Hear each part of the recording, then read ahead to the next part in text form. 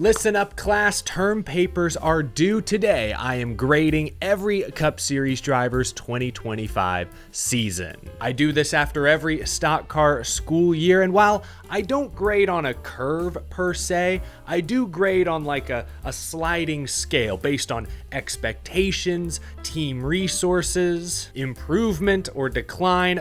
For example, I'll grade a Hendrick Motorsports team a little differently than I'd grade, say, RFK Racing. That's all you need to know to follow along. Let's begin with Chevrolet. We'll start with Team Trackhouse for the second year in a row. Most of Ross Chastain's numbers were down across the board this season, notably laps led. Only led 82 laps this year compared to 300 plus a season ago, but Ross Chastain did check off a huge box, winning the Coca-Cola 600. He qualified for the playoffs after missing the postseason last year. Even though he was bounced in the round of 12, still finished top 10 in the final standings. I'll give Ross Chastain a B+.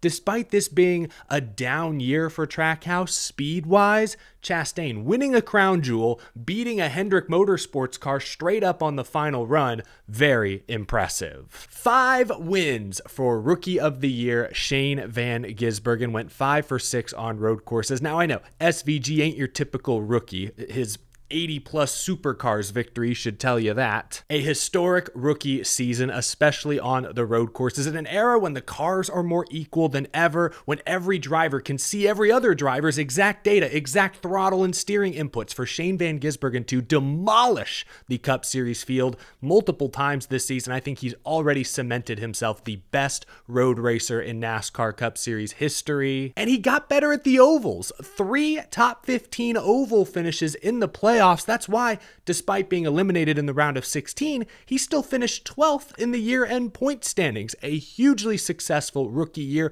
I'll go A- for Shane Van Gisbergen. He deserves it for uprooting his life, moving halfway across the world into a completely different hemisphere, stepping so far out of his comfort zone to do what he did this year, to set a new standard at road courses and to improve at the ovals. That's worthy of an A- in my books. On the flip side, the number 99 Trackhouse team ran out of steam this season. 20.5 average finish, Daniel Suarez worst since joining Trackhouse. Numbers were down across the board, 29th in points. Daniel Suarez lost his ride. Found out mid-season he would not be returning. He was able to land in a decent spot with Spire Motorsports. That, combined with Suarez delivering one of the emotional highlights of the season, driving from last to first to win an Xfinity Series race in his home country, keeps this season from being a failure, but on the Cup Series side, did not live up to expectations, lost his seat. I can't go higher than a D for Daniel Suarez. All right, hopefully, whether you agree with those grades or not, you're starting to get a good feel for how I score things. Let's go to one of the heavy hitters, Hendrick Motorsports. We'll start with Kyle Larson. This is an easy one. 3 wins, tied for the most top 5s, top 10s on the season, finished strong with 4 top 5s the final 5 races, and the only race he didn't score a top 5 was Talladega, where he ran out of fuel while leading on the final lap. He deserved to be in the championship 4, took advantage of a late caution, a bold pit call by crew chief Cliff Daniels, managed to clinch his 2nd Cup Series championship. The fastest car does not always win. The 5 team executed throughout the playoffs, kept themselves in position to pounce, and that's what they were able to do at the end of Phoenix. A+ for the Cup Series champion, Kyle Larson. Chase Elliott, almost exactly matched last season when you look at the stat sheet. Same exact number of top 5s, top 10s, almost the exact same number of laps led. Last year he finished 9th in points. This year Chase was scored 8th. One big difference though for Chase Elliott, he managed 2 race wins this season. His first multi-win season since 2022. I'll give Chase Elliott a B+. Forgot to mention he also won the Clash, so add an exhibition win to that tally as well. William Byron. Typically, if you make the championship 4, that's an automatic A in my grade book, but William Byron went a step further. He also won the regular season championship. He also won his second straight Daytona 500. Yeah, shoot, if you combine all that, I think we need to bump Byron up to an A+ as well. Unfortunately, third time was not the charm at Phoenix for William Byron, but I'm sure he'll be back in championship contention next season, regardless of what the new championship format looks like. And finally, from Team Hendrick, let's talk about Alex Bowman. Just another decent year for Alex Bowman. Did not quite match his top 5 or top 10 totals from last season. 13th in points, winless for the second time in 3 years. It's just tough. His teammate wins the championship. All of his teammates won multiple races each. I was really high on Alex Bowman coming into this season, and the first few weeks of the year, they looked great. Lots of top 5s. Remember, he almost won at Homestead, but they sputtered down the stretch. Not a single top 5 in the playoffs for the 48 team. I'll go C+. Just a very average year by Hendrick Motorsports standards. Let's talk about Spire Motorsports. Big movers this offseason. Went and signed veteran Michael McDowell, Justin Haley on board full time. Let's start with Justin Haley. Look, I can't fail Justin Haley. Sure, he finished 31st in points, well behind his teammates. Sure, he somehow scored one less top 10 this year than last year when he drove for Rick Ware. And sure, he lost his ride and will drop down to the Craftsman Truck Series next season. But here's the thing. Justin Haley had the rug yanked out from under him 9 weeks into the season. Started the year with Rodney Childers, who built the team in the offseason, and they didn't make it to Memorial Day. I'm giving Justin Haley a D. Even though he lost his Cup ride, he's finding himself in a pretty competitive Truck Series situation. So I'm looking forward to seeing what Justin Haley, Colleague, and Ram do in 2026. Okay, the new guy at Spire, Michael McDowell. I'll be honest, this was a slightly disappointing season for McDowell. 22nd in points, 6 top 10s. Sounds a lot like McDowell's time at Front Row Motorsports, but Spire, wealthy ownership group, supposed to be like a mini Hendrick. I feel like expectations should be a little higher. Chicago was a great showing, led the first 30-something laps before the car failed on him. I'll give Michael McDowell a C. I just expected a little more from Spire this year, but you know what they say? Rome wasn't built in a day. It took several years for Michael McDowell to help develop Front Row into a fringe playoff contender. Maybe year 2, maybe 2026, McDowell can make the same difference for Spire Motorsports. I'll go C for McDowell.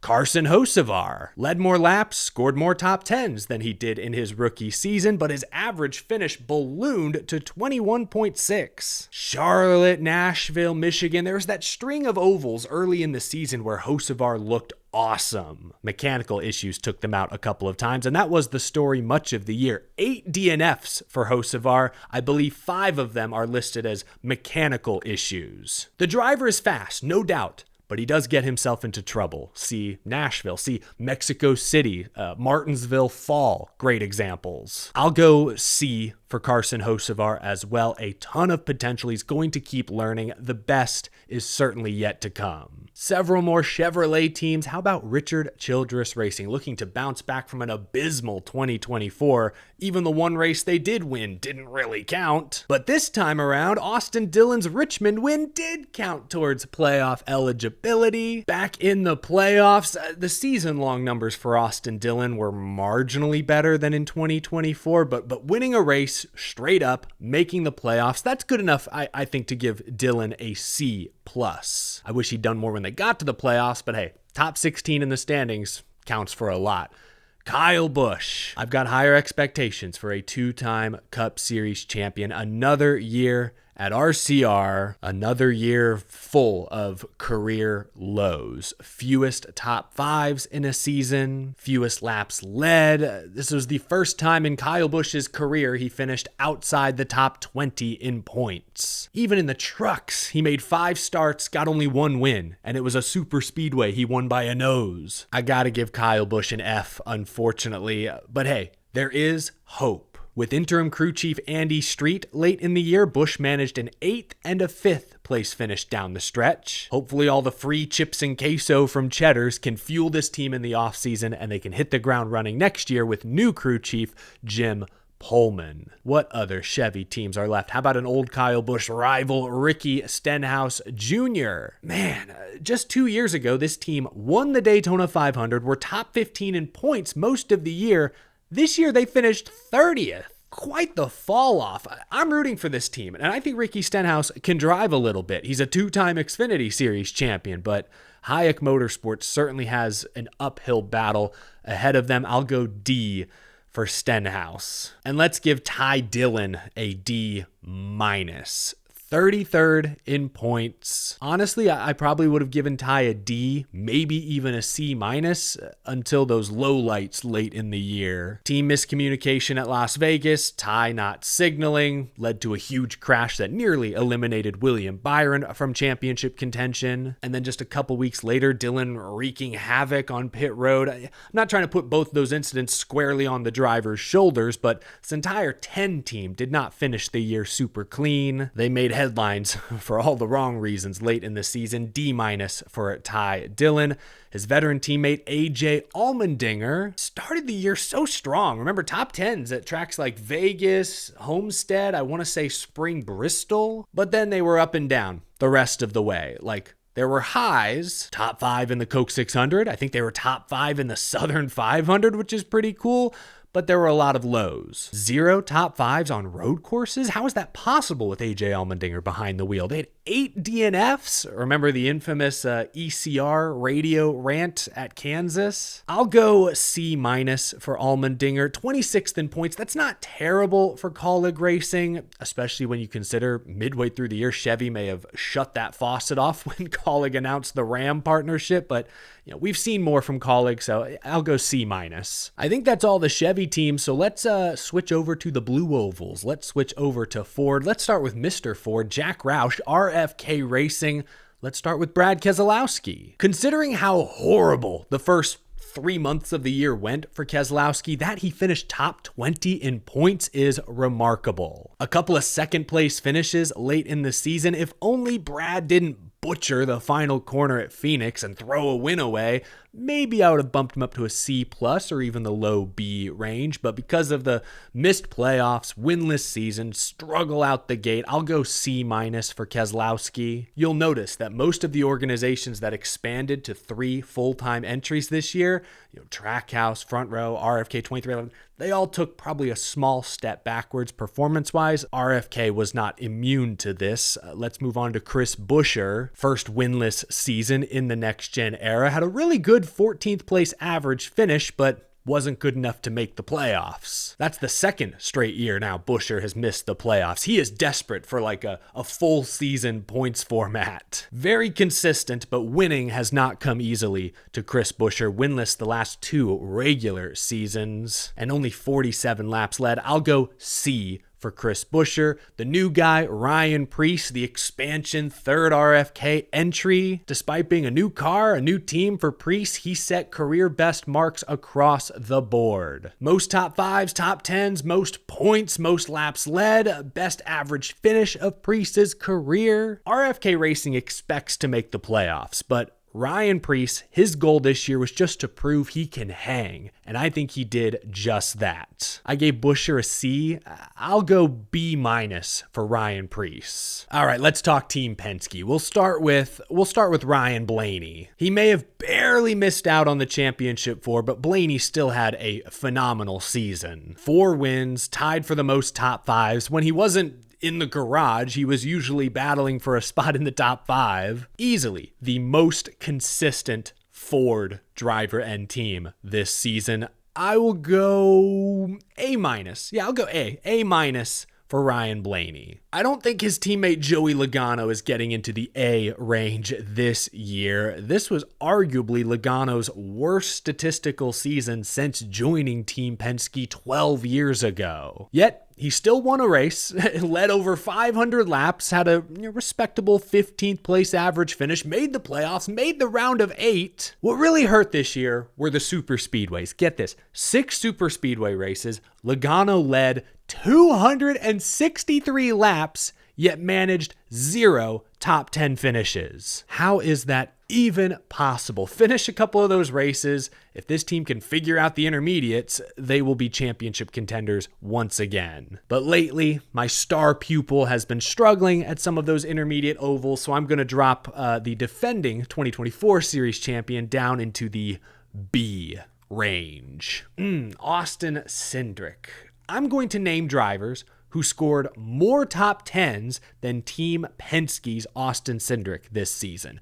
John Hunter Nemechek, Ty Gibbs, AJ Allmendinger, Michael McDowell, Daniel Suarez, who literally lost his ride, all scored more top 10s than Cindric this season. I get it.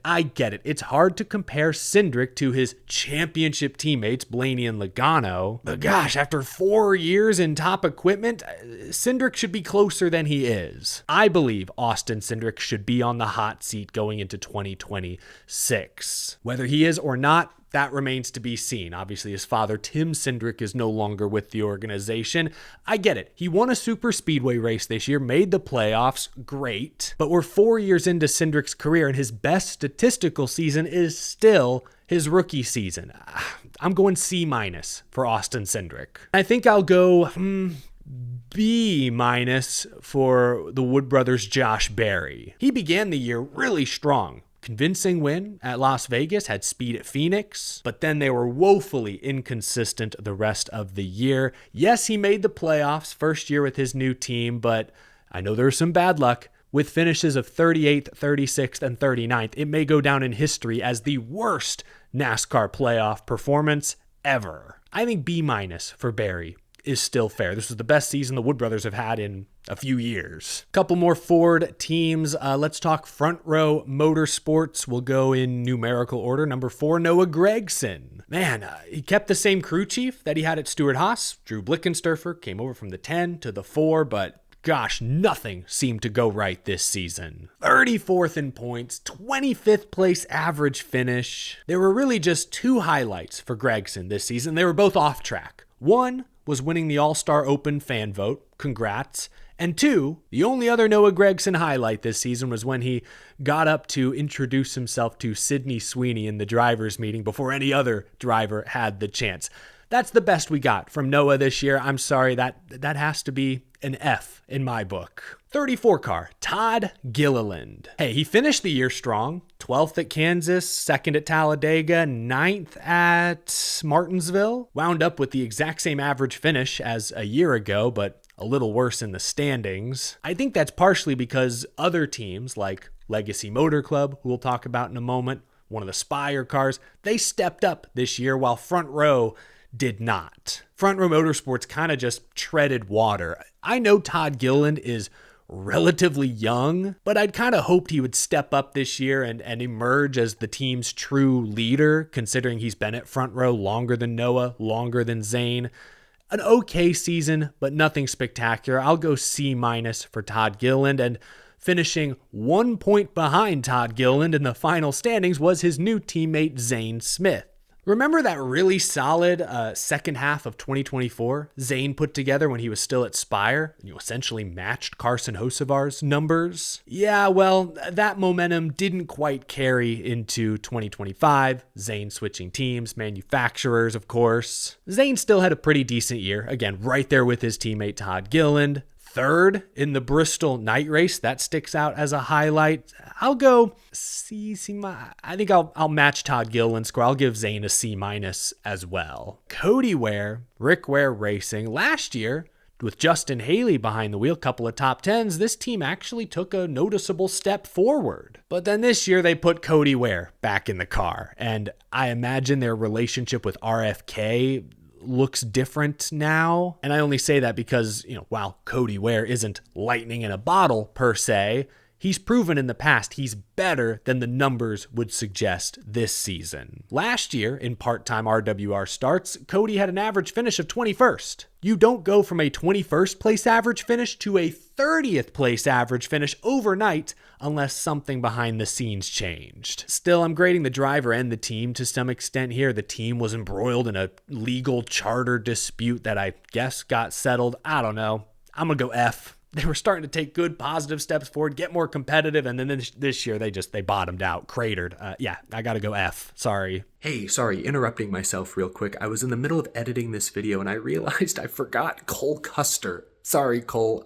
I'm in a hotel room right now. Got to keep my voice down on a business trip. But real quick thoughts on the 41, what was left of Stewart-Haas Racing. They finished 32nd in points. Not terrible, all things considered. They were in the picture late in both Daytona races, so that is something. I think I'll go C-. Expectations were pretty low to begin with. Sorry for forgetting you, Cole Custer. I'm going to go treat myself to some Andes when I get home. There's one right by my place, so I'm a sucker for some good frozen custard. So that'll be my punishment, if you can even call it that. Anyway, back to the normal video. We will wrap up with Team Toyota. We'll start with 2311 Racing. Bubba Wallace, despite a not so great average finish, first win in almost 3 years, the Brickyard 400, nonetheless, back in the playoffs. That's worth some points. Great first year for new Cup crew chief Charles Denike. If you look at Bubba's stats, man, every year since joining 2311, he gets just a little bit better every single season. New baby at home this year. I believe they have a new baby on the way. New Bubba Wallace mindset, better results. I'll go B. Yeah, I think a solid B for Bubba Wallace for this season. His teammate, Tyler Reddick, unfortunately, kind of a down year by his standards. First winless season in 4 years for Reddick. Fewest laps led in 4 years. After making the championship 4 a season ago, was eliminated in the round of 12 this time around. But I will give him some credit. Despite this being a down year from a speed perspective, the consistency was there. Tyler still had a very solid 14.5 average finish and still managed to finish top 10 in the final season standings. 9th, actually. And a big part of that was only one DNF the whole season. Credit to the whole team. Credit to Tyler for being reliable. I think I'll go B as well. He didn't win a race like Bubba Wallace, but he did finish slightly higher than Wallace in the points. So yeah, I think he also gets a B. I think that's fair. Riley Herbst, meanwhile. Riley Herbst's rookie season was somehow even worse than you think. 0 top 5s, 0 top 10s. Their best finish was 14th. 35th in points. They looked in over their heads all year. And some of that was to be expected. Riley Herbst is a rookie driver. His crew chief, Davin Restivo, a rookie Cup crew chief. They actually worked together in Xfinity and essentially came to 2311 together. Plus, you have to keep in mind this is a third new expansion 2311 team. Some of the behind-the-scenes challenges, of course. I'm not saying it's not going to get better, but it literally can't get worse. This was a terrible, terrible season for the 35 bunch. I know he's a rookie. I don't typically fail rookies, but this organization was in the championship race 12 months ago, and this guy was 35th in points. That's an F. I'm sorry. Got to do it. That is an F. 2 more teams. I'll save Joe Gibbs Racing for the end. They're the big heavy hitters. Let's talk Legacy Motor Club. It was a positive year for Legacy. We'll start with John Hunter. Started the year really strong. 6 top 10 finishes in the first half of the schedule. Only 2 top 10s the rest of the way, but still a huge improvement over 2024. Second year with Toyota. Deeper notebook. Remember, Legacy Motor Club does not have a technical information alliance with Joe Gibbs Racing. They're building this on their own, essentially. Nemechek jumped from 34th to 25th in points 1 year to the next. I'll give him a B-. I'll give him a very solid B- for his efforts this year. Eric Jones finished 1 point ahead of Nemechek. Very consistent race cars coming out of that shop. Another good improvement for Jones 1 year to the next. Had several top 5s, including one at Texas, where he used to dominate in the Xfinity Series. Also had a top 5 at Darlington in the Southern 500. For a brief moment, I thought there was a chance Jones could somehow win his 3rd Darlington crown. Eric Jones, John Hunter Nemechek, I think are very different drivers, frankly, but they're both very good. And it's exciting to see Legacy Motor Club improve 1 year to the next. Hopefully that trend continues into 2026. I'll give Jones a B- as well. All right, Joe Gibbs Racing. Let's go in order of seniority, okay? I want to save Denny for the end. I'm shameless like that. Chase Briscoe, not the youngest guy on the team, but he's the new guy. What a first year. I mean, we all had some questions about Chase Briscoe entering this season. While there were some great moments at Stewart-Haas Racing, he struggled to find consistency during most of his time there. And his crew chief, James Small, fair or not, has often been in the shadow of Cole Pearn. Small was winless last season with future Hall of Famer Martin Truex Jr. behind the wheel. So there were a lot of questions being asked, and both men had brilliant answers. 3 wins this season, including the Southern 500, another crown jewel win for Briscoe. 7 pole awards. They had the most top 5s alongside Blaney and Larson. 3rd best average finish, the championship 4. They exceeded most everyone's expectations this year. That alone may bump them into A+ territory. A championship 4 is worth an A, but man, I'm feeling kind of generous. Byron winning Daytona, Briscoe shattering expectations. I think I'll go A+ as well. A+ for Chase Briscoe. Ooh, but my generosity only extends so far. Ty Gibbs. He did not take the leap we were all hoping for in year 3. All of his numbers were down compared to last season when he was able to sneak into the playoffs. No playoffs this year, still no race wins. 19th in points. I'm feeling D+, C- maybe. Except you know what? Ty Gibbs did win the inaugural $1 million in-season challenge. That's worth some points. Okay, I will go C for Ty Gibbs. Ooh, Christopher Bell. Man, this was his 4th straight top 5 points finish, but it's the 2nd straight year Bell barely missed out on the championship 4. Still a tremendous season. 4 race wins, plus he won the All-Star race, an 11.2 average finish. Gosh, you just know that Adam Stevens, Christopher Bell, they're not satisfied. They've been this close 4 years in a row. This season, this new guy, one of Bell's friends, came in, almost won the championship right off the bat. I think Christopher Bell is going to be back in the lab and ready to rock and roll next season. But I'll give him an A. I think a solid A is worthy for Bell. I'm giving all the championship 4 guys A+. Bell had 4 wins. I'll go A. A for Bell. All-star win. Yeah. Okay.